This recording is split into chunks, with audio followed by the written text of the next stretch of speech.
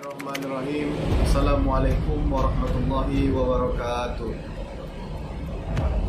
Perkenalkan, nama saya Noval Ariska dengan nomor NPM 20220015 dengan program studi pendidikan sejarah.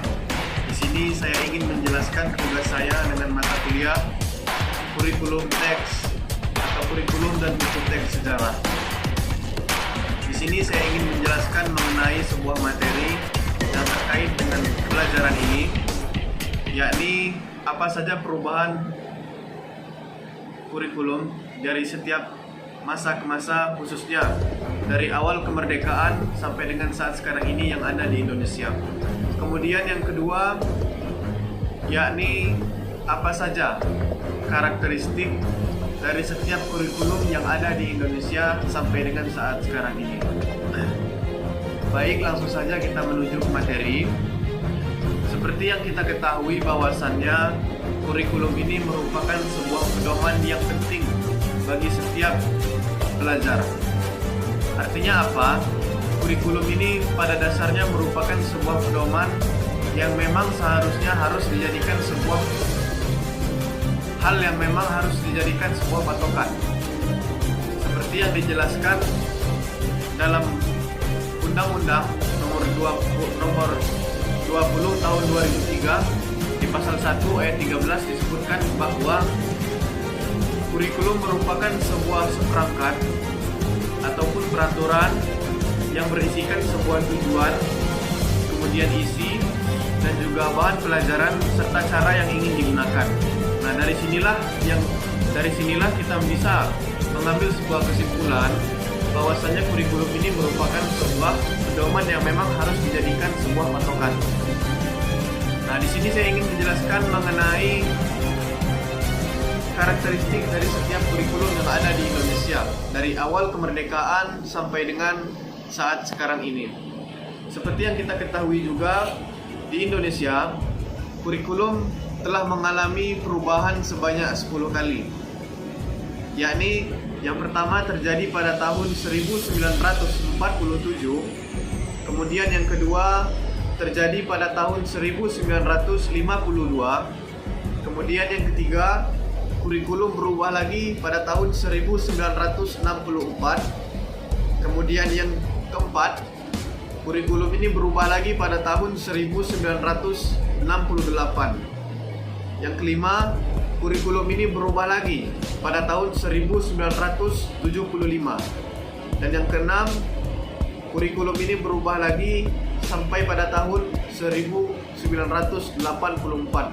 Dan yang ketujuh, kurikulum ini berubah lagi pada tahun 1994. Dan kurikulum ini pun berubah lagi ya sampai dengan ke-8 kalinya, yakni terjadi pada tahun 2004. Dan kemudian terjadi perubahan lagi kurikulum pada tahun 2006.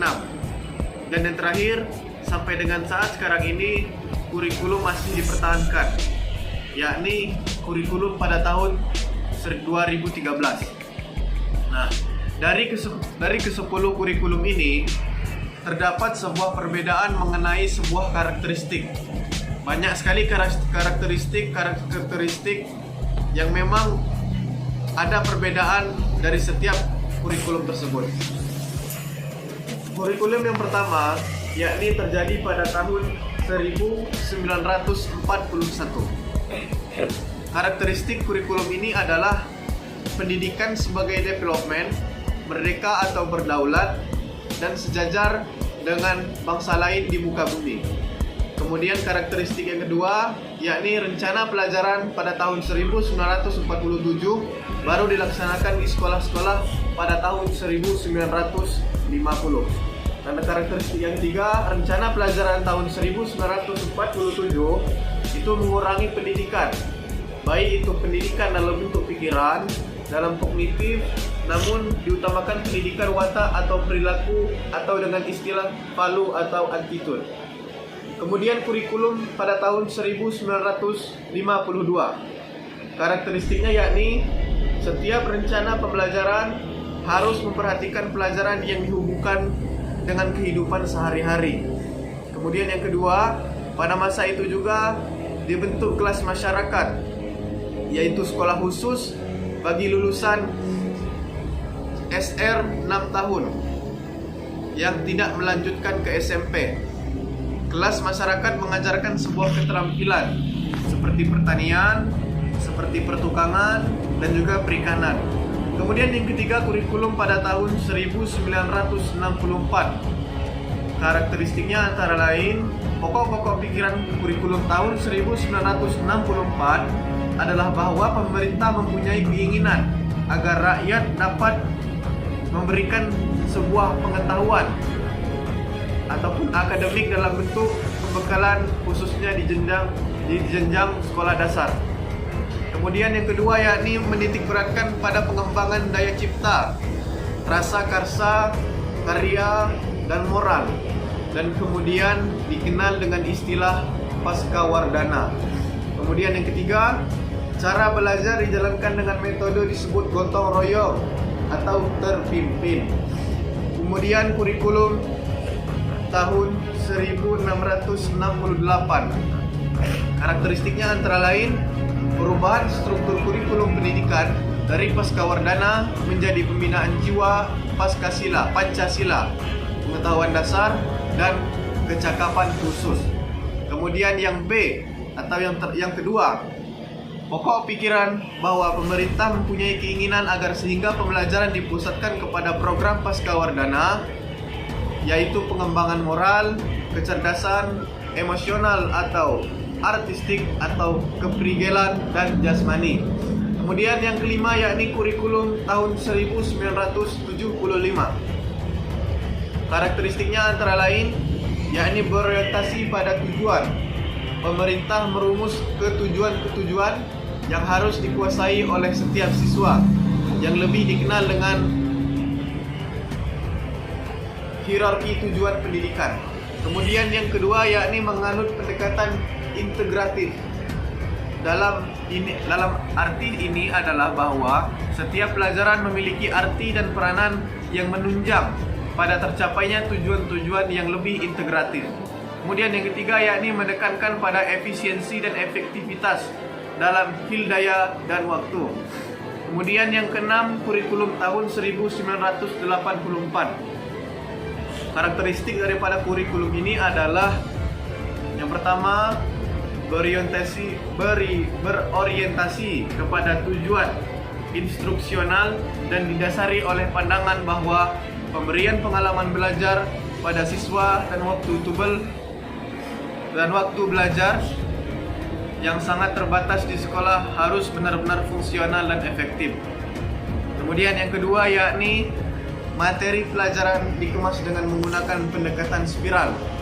Spiral adalah pendekatan yang digunakan dalam pengemasan bahan ajar berdasarkan kedalaman dan keluasan materi pelajaran. Dan yang ketujuh yakni kurikulum tahun 1964. Karakteristik daripada kurikulum ini adalah pembagian tahapan pelajaran di sekolah dengan sistem catur bulan. Pembelajaran di sekolah lebih menekankan kepada materi pelajaran yang cukup padat atau berorientasikan pada materi pelajaran atau isi. Kemudian yang kedua yakni kurikulum tahun 1994 yang bersifat populis, yaitu yang memberlakukan satu sistem kurikulum ke semua siswa di seluruh Indonesia. Kurikulum bersifat kurikulum inti sehingga daerah khusus dapat mengembangkan pengajaran sendiri dan disesuaikan dengan lingkungan dan kebutuhan masyarakat sekitar. Kemudian yang kedelapan, kurikulum tahun 2004 atau istilahnya bisa kita sebut sebagai KBK.